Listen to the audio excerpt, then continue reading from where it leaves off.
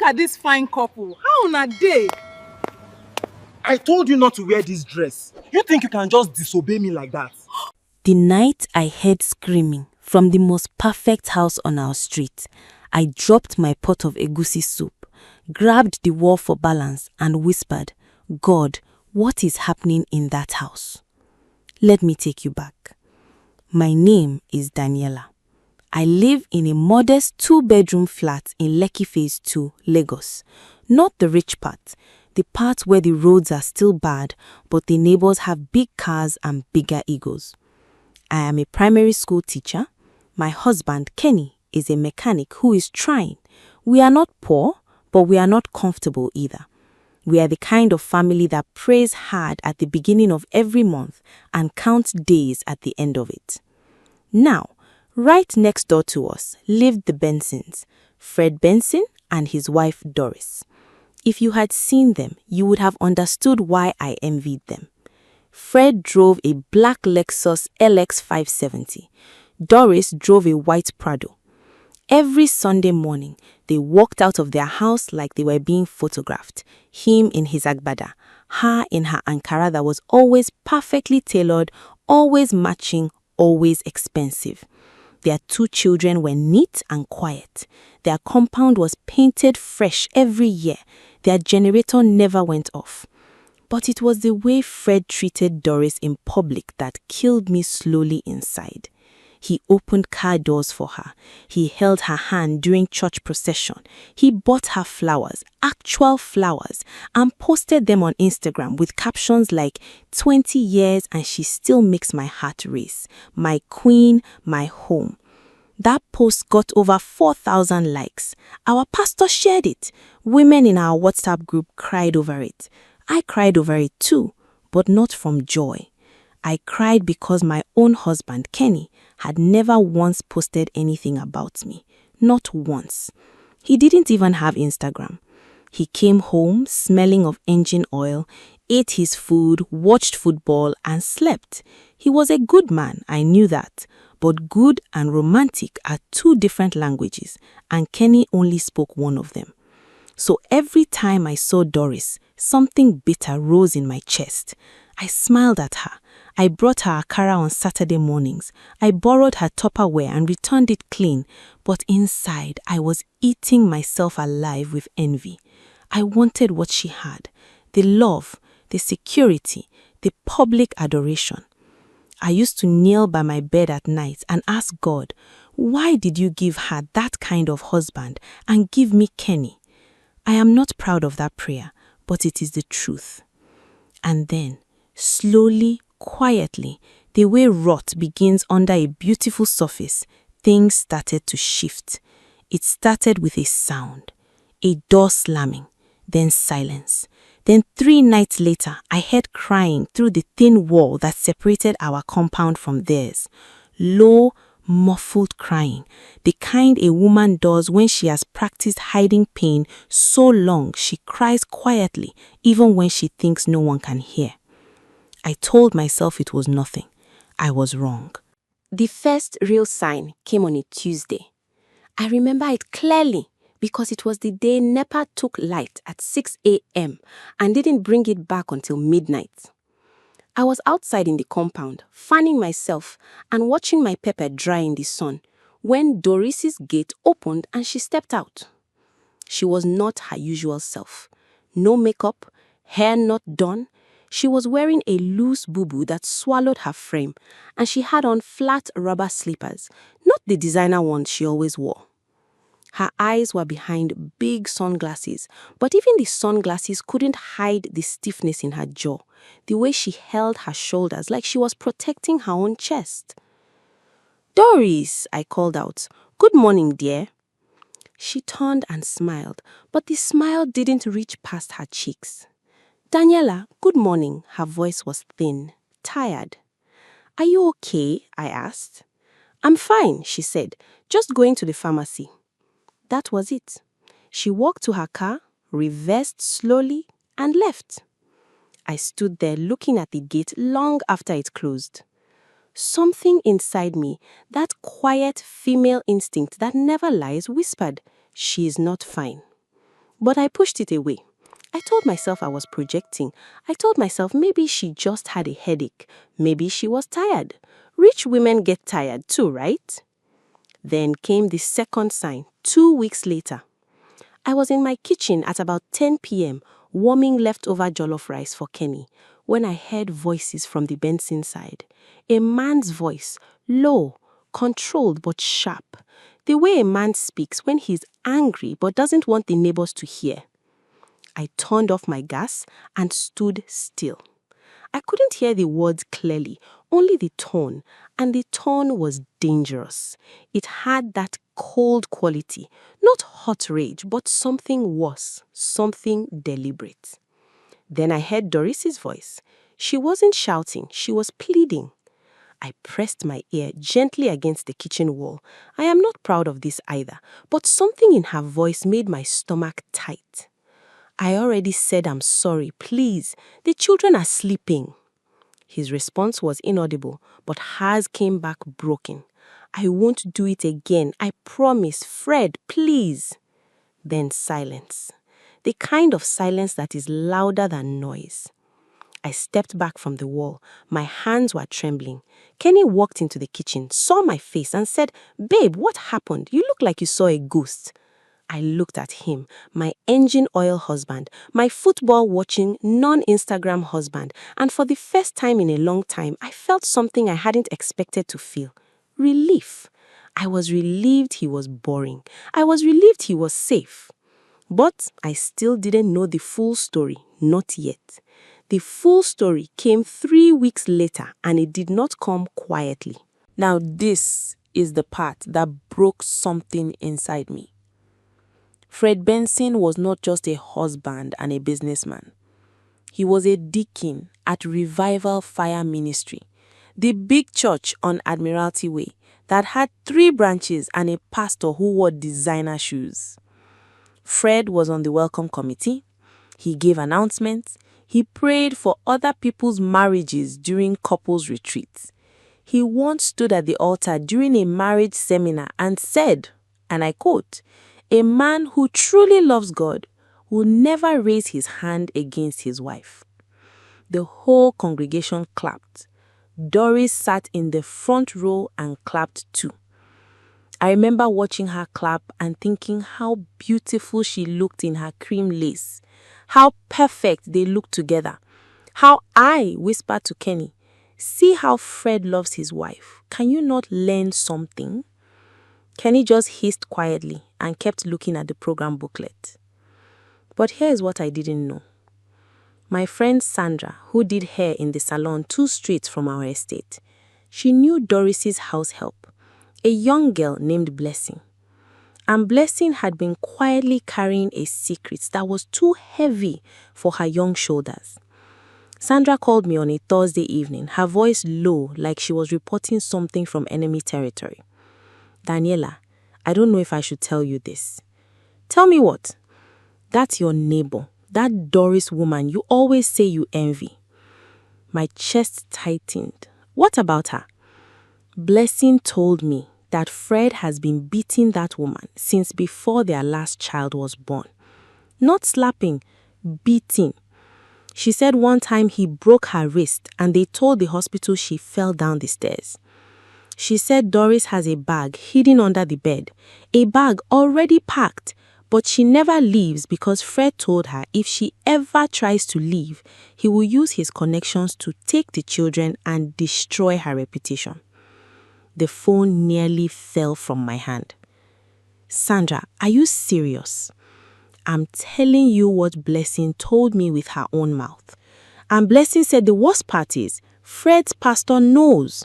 The pastor has been counseling them privately, but the pastor told Doris that God hates divorce and that she needs to pray more and submit better and the violence will stop." I sat down on my kitchen floor. Just sat down, right there on the cold tiles. The pastor knew. The same pastor who posted their anniversary photo on the church's Facebook page with the caption, "A godly home is a testimony. Celebrate the Bensons." That post had 700 comments, all fire emojis and praise. I felt sick, physically sick. If this story is already moving you, if you feel it in your chest, subscribe. Because the best part of this story is still coming, and you don't want to miss what happens next. 3 days after Sandra's phone call, I couldn't sleep. I kept thinking about Doris, about the packed bag under the bed, about her clapping in church while her wrist was still healing from the last time, about her sunglasses on a cloudy Tuesday morning. I thought about all the times I had looked at her life and felt small about my own. All the times I had whispered bitter prayers, asking God why He hadn't given me what she had. And now I understood. I had been envying a prison, a beautiful, well-decorated, Instagram-perfect prison.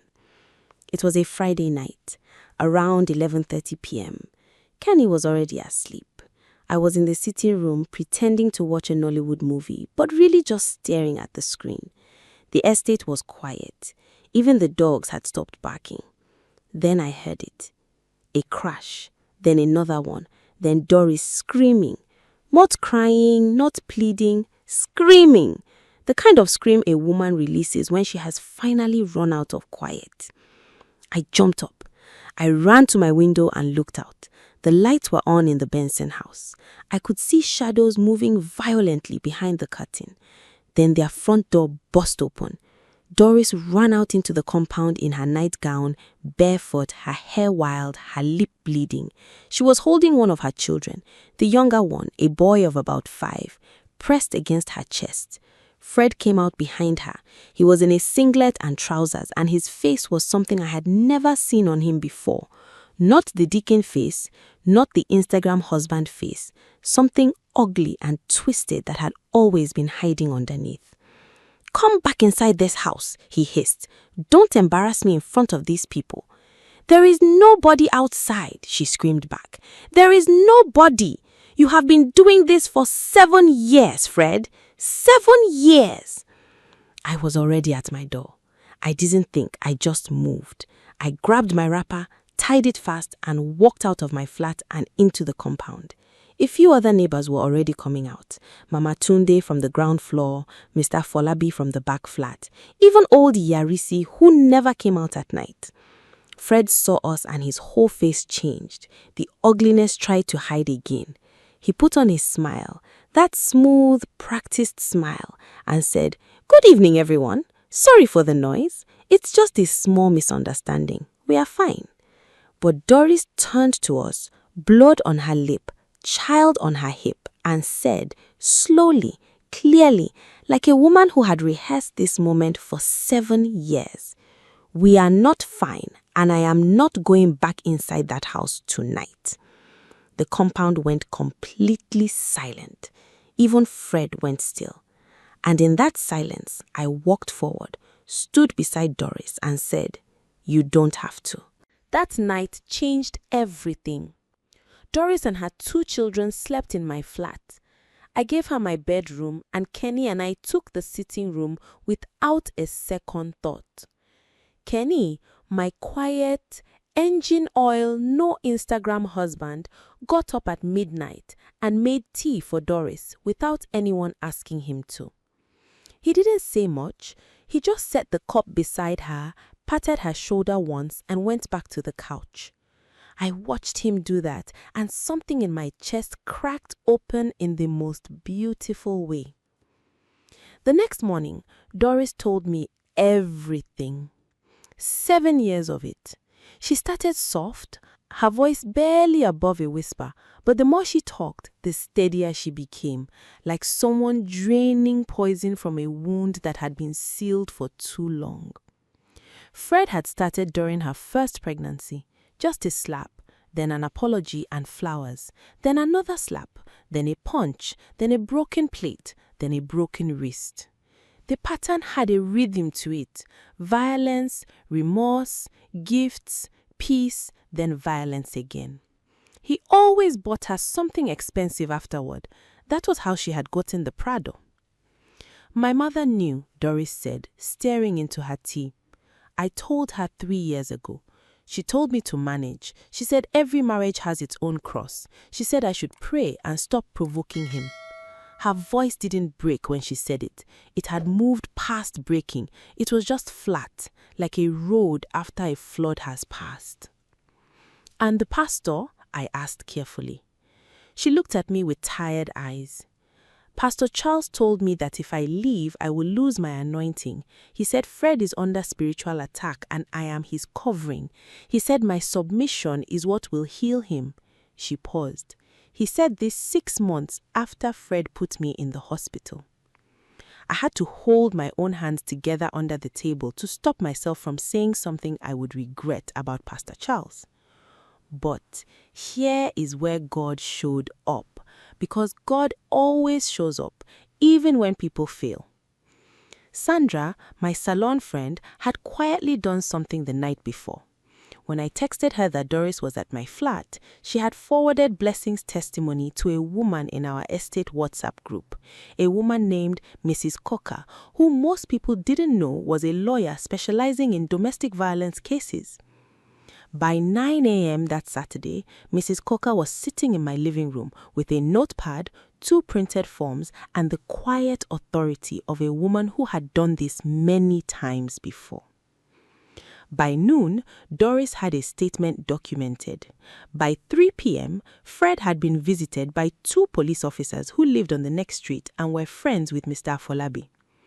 By evening, the story had moved beyond our estate.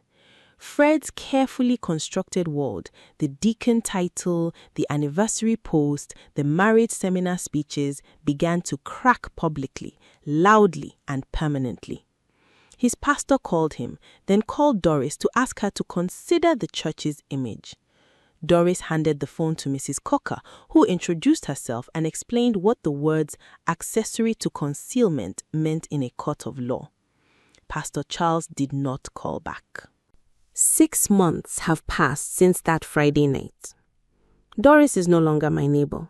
She moved out of the Benson house and is now renting a flat in Bagada with her 2 children. She got a job at a logistics company. Her degree in business administration hadn't disappeared just because Fred told her she didn't need to work. She cut her hair short. She wears flat shoes now, not because she can't afford heels, but because she says flat shoes remind her that she is standing on her own ground. Fred's case is still in court.